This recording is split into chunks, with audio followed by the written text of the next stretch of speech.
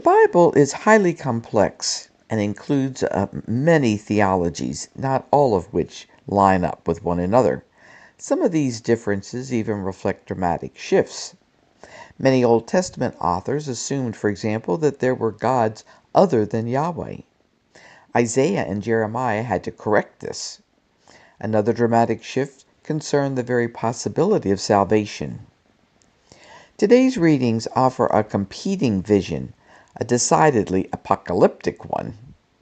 Our first reading from Daniel describes tribulation, escape for the elect, and resurrection from the dead. Daniel's message is, hold on and stay faithful. We will be the victors, but it will get ugly before it gets beautiful.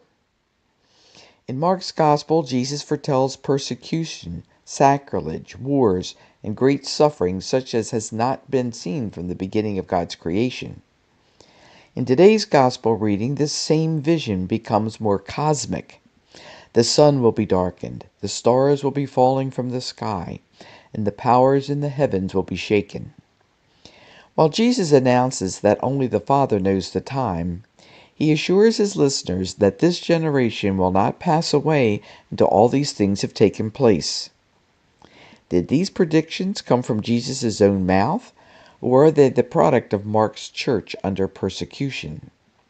What do we make of Jesus' unfulfilled prediction that all these apocalyptic events would happen during his current generation?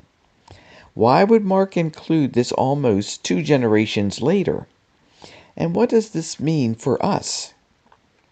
We might begin by recognizing that the various incompatible visions within the Bible need not be problematic. The variety of images invites us into an array of access points to the divine mystery. They can inspire different spiritualities that collectively enrich the church, and they can help us individually engage our spiritual lives most fully. The biblical reflections on the sacredness of creation heighten my experiences of awe and wonder, and they inspire me to look for God's presence there. When I take life too seriously, I'm challenged and freed by thinking of a universe that is passing away.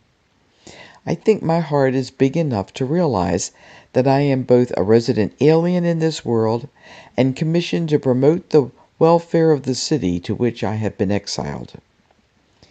Images help us engage the mystery, but should not be identified with it. It would be a mistake to imagine apocalyptic texts as if they were newspaper headlines from the future. Instead of thinking that Jesus made a mistake in his apocalyptic prediction, we might realize that not only Mark's generation needed to hear it, but ours as well.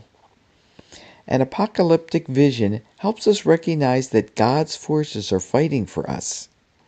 It inspires us not to give up when we are overwhelmed and tempted to quit.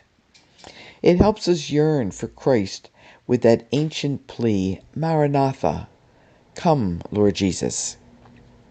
Speculation about the end time may not be foremost in our minds these days, but when we are experiencing pain and suffering, the questions of how long it will go on and what will happen afterwards is front and center. The readings today give hope that everlasting radiance and tender new beginnings come after refinement in the fiery furnace of suffering.